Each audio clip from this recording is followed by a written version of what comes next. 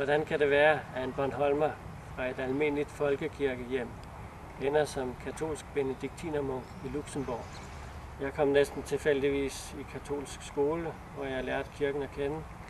Og da jeg så var 18 år, konverterede jeg. Det, der fascinerede mig i kirken, det som man kan sige, jeg blev forelsket i, det var kirkens liturgi. Og den forelskelse er ikke gået over endnu. Så mens jeg læste til bibliotekar, lærte jeg klosteret her i Clairvaux at kende, hvor jeg så trådte ind, da jeg var 22 år. Her kunne jeg få udfoldelse for min kærlighed til liturgien, for vi tilbringer 3-4 timer om dagen med højmesse og tidebønner fra tidlig morgen til aften. Jeg har også måttet lære, at liturgi er mere end røgelsesskyer. Liturgi, det er vores deltagelse i Kristi præstegerning, som sammenfattes i messens ord, Herren til ære og verden til frelse.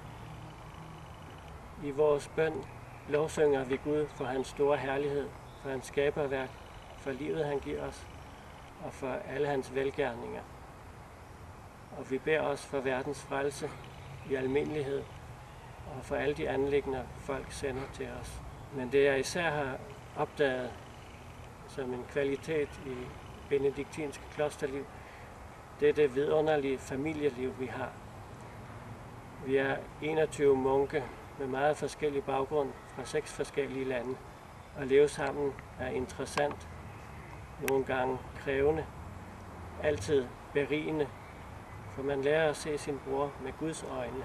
Tit spørger jeg mig selv, hvordan kan det være, at det var dig, Gud kaldte, og ikke din sidemand? Jeg har ikke noget svar på det, men jeg kan bare sige, at jeg hver dag i 23 år har sagt ja til det kald, og jeg ikke har fortrudt det. Jeg gør Jomfru Marias ord til mine.